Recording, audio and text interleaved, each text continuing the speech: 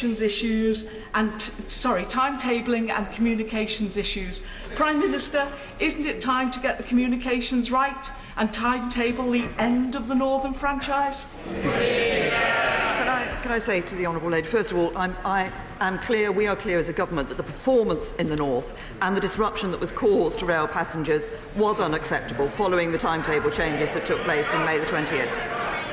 I think it's clear that we saw a combination of delayed Network Rail infrastructure works and reduced time to plan a modified timetable, which meant that the new timetable was finalised too late. And we know that passengers are currently not getting the service they deserve, although there are more services in Northern Rail now than there were compared to earlier this year, but much more does need to be done. And of course what we are doing is working alongside Transport for the Northern Transpennine Express and Network Rail in improving services and improving punctuality. And of course we have asked Richard George to review the performance of the region's rail network, to make recommendations to improve reliability, and where operators are found to be at fault, then we will take action. Dross! Thank you very much, Mr Speaker. No one can question the Prime Minister's work ethic and determination to reach a deal with the European Union, a deal that many people thought was unachievable.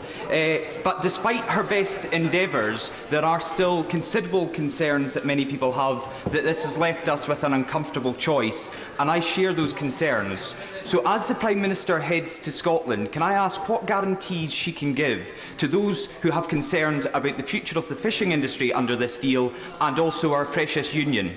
Nicely done. Can I say to my honourable friend that he's absolutely right to raise the issue of the fishing industry and of our precious union. And I am a committed unionist, as he is, and as indeed all my colleagues on the Conservative benches are. Our deal in relation to fisheries means that we will become an independent coastal state. That means that we will be able to negotiate access to our waters. We will be ensuring our fishing communities get a fairer share of our waters. We will be determining that issue of access to our waters. And we firmly rejected a link of access to our waters and access to markets. I have to say also that we are very clear, as I made clear in my statement on Monday, that we will not be trading off a fisheries agreement against anything else in this future relationship. And indeed, the support for the deal, I'm confident that my honourable friend will have seen the support for the deal that has been recognised by the Scottish Fishing Federation. Jeremy Corbyn! Thank you, Mr Speaker. I echo the Prime Minister's words about Baroness Trumpington. We thank her for her service to this country throughout her life. We'll also remember her as a great code breaker and a very demonstrative member of the House of Lords with her physical symbols. And also her wit on Have I Got News for You. I also, Mr Speaker, want to pay tribute to my friend Harry Leslie Smith. Harry passed away early this morning in Canada. Harry also served in the war. He was an irrepressible campaigner for the rights of refugees, for the welfare state and for our National Health Service. He was passionate about the principle of health care for all as a human right. We thank Harry for his life and his work. On Sunday, the Foreign Secretary said of their Brexit deal, it mitigates most of the negative impacts. Can the Prime Minister tell us which of the negative impacts it does not mitigate? Can I first of all, I'm sure that the whole House will wish to pass our condolences as well to the family and friends of Harry Leslie Smith. What we see behind the analysis that we have published today, and indeed the Chancellor recognised this morning, is that our deal is the best deal available for jobs and our economy that allows us to honour the referendum and realise the opportunities of Brexit. This analysis does not show that we'll be poorer in the future than we are today. No, it doesn't. It shows we'll be better off with this deal. What would make us poorer, what would have an impact on our economy for the future, would be the policies of the Right Honourable Gentleman. More borrowing, higher taxes, fewer jobs. The biggest risk to our economy is the Right Honourable Gentleman and his shadow Chancellor. Mr. Speaker, on the same day that that statement was made, the Prime Minister said, "This is the best possible deal. It's the only possible deal." Well, I mean to say, it's not hard to be the best deal if it's the only deal. By definition, therefore, Mr. Speaker, by definition, it's also the worst deal. Mr. Speaker, the government economic service forecasts published today are actually meaningless because there's no actual deal to model, just a 26-page wish list. The Chancellor, however, said that her deal will make people worse off. Does the Prime Minister agree? He doesn't appear to be here this morning to be consulted. As I've just set out to the right honourable gentleman, what the analysis shows, it does show that this deal that we have negotiated is the best deal for our jobs and our economy, which delivers on the results of the referendum for the British people. And I believe that we should be delivering on the result of the referendum. But he talks about the political declaration. He calls it a wish list.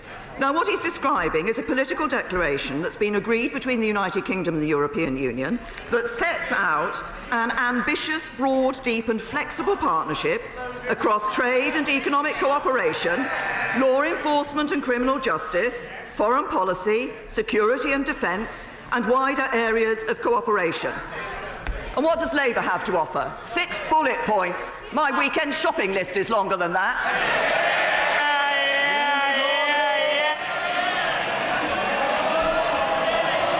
Mr. Speaker, after 8 years of making our economy weaker through austerity, their botched Brexit threatens more of the same. Professor Alston said in his damning UN report into UK poverty, and I quote, "In my meetings with the government, it was clear to me that the impact of Brexit on people in poverty is an afterthought." In her Chequers plan, the Prime Minister promised frictionless trade with Europe after Brexit. Her future partnership guarantees no such thing. Does the Prime Minister understand why MPs are queuing up not to back her plan? I can tell the right honourable gentleman who is backing my plan. Farmers in Wales, fishermen in Scotland, employers in Northern Ireland.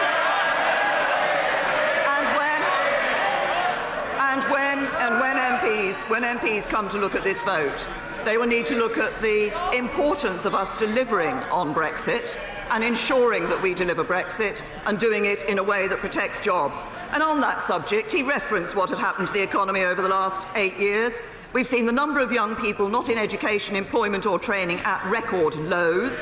We see borrowing this year at its lowest level for 13 years.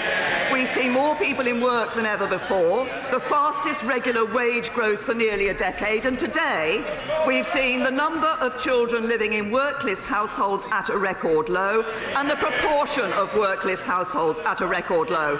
That's good, balanced management of the economy by the Conservatives. Mr. Speaker, if it's good balanced management of the economy, then why did Professor Alston say there are 14 million people in our country living in poverty?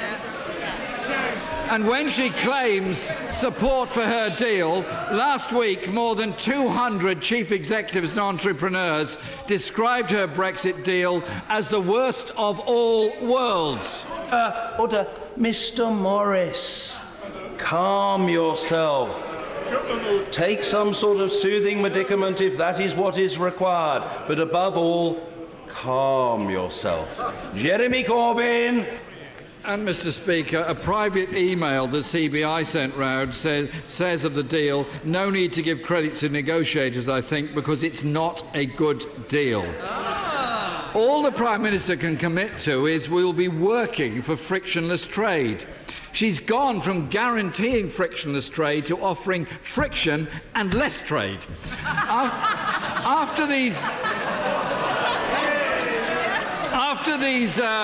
botched negotiations, Mr. Speaker, the country has no faith in the next stage of even more complex negotiations being concluded in just 2 years. So what does the Prime Minister think is preferable? Extending the transition with further vast payments to the European Union, or falling into the backstop with no exit? Well, as the right honourable gentleman knows, there is an exit from the backstop. There is an alternative to the backstop, but we don't want the backstop to be invoked in the first place. And neither does the government of the Republic of Ireland, and neither does the European Union. But let me just see, he's referring again to this issue of the political declaration and the nature of the political declaration.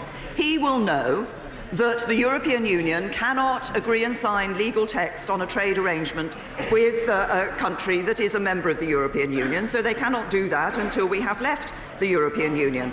And let me just say this to him. The December joint report was 16 pages long, and it took less than a year to turn it into 599 pages of legal text.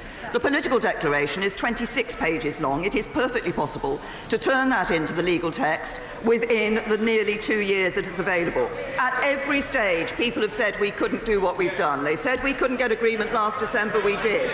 They said we wouldn't get an implementation period, we did. They said we wouldn't agree a withdrawal agreement or political declaration, we did. It takes hard work and a firm commitment to work in the national interest, and that's what this government has. Mr. Speaker, that would explain why the Business Secretary doesn't have much faith in this either. He's already discussing a transition period being extended to 2022, apparently. Parliament voted, Mr. Speaker, Parliament voted for the government to publish its legal advice in full. The government today says it will ignore the sovereign will of Parliament. In 2007, the Prime Minister wrote to the then Prime Minister saying the legal advice for the Iraq War should have been published in full to Cabinet and MPs. So why doesn't the Prime Minister practice what she preached? Say to the right honourable gentleman, of course, there's a legitimate desire in Parliament to understand the legal implications of the deal. We have said, and we have been clear, that we will make available to members a full reasoned position statement laying out the government's legal position on the withdrawal agreement, and the Attorney-General is willing to assist Parliament by making an oral statement and answering questions from members. But as regards publication of the full legal advice, the advice any client receives from their lawyer is privileged. That's the same for government as it is for any member of the public. Well, the Chancellor said what we're not going to do is publish the raw legal advice from the Attorney-General. Mr. Speaker, the Prime Minister herself wanted legal advice in the past. MPs need to see that advice, warts and all, so they can make their informed decision on this matter. The Prime Minister insists that her government will be able to negotiate every aspect of the UK's future trade relationship with Europe within the space of 2 years. We've had 2.5 years since the referendum. So far, 20 of our own ministers have resigned. This is the most shambolic government in living memory. And she is now asking Parliament to vote on the basis of a 26-page wish list without even seeing the full legal advice. It's now clear that Parliament will not back this plan. So isn't it time for her to accept that reality and make way for an alternative plan that can work for the whole country? Let me say to the right honourable gentleman, I will take no lectures from the right honourable gentleman, who has seen 100 resignations from his front bench. But I will also say this. Today we saw what really lies behind Labour's approach. Last night, the Shadow Chancellor told an audience in London that he wanted to seize upon a second referendum and vote Remain. So now we have it. They want to cause chaos, frustrate Brexit, overturn the will of the British people, and that would be a betrayal of the many by the few. John Lamont, Mr. Lamont. Mr Speaker. Small Business Saturday takes place this week. This is a great campaign which encourages us all to support local shops and businesses across our land. In Scotland, there are over 340,000 small and medium-sized businesses supporting 1.2 million jobs. So will the Prime Minister join me in congratulating the Federation of Small Business and all the small businesses who take part in this event, but particularly Lindsay Grieve, the butcher in Hoyt, Stems, the florist in Jedburgh, and Archie Humes, the Gentlemen's Outfitters in Kelsey. Хочу сказати, що це також було пріоритетом. Нас дуже намагалися атакувати за це. А хто атакував? А фірми-корупціонери, які постачали всякий непотреб українським воїнам. Ми прийняли вольове рішення, забезпечили за допомогою волонтерів, за допомогою міністра і начальника Генерального штабу нову систему харчування. Зараз, знаєте, поразка сирота, а перемоги багато батьків. Зараз так ми всі були за цю систему, виявляється. Самі виявили. Тільки чогось до того, як президент цим не зайнявся,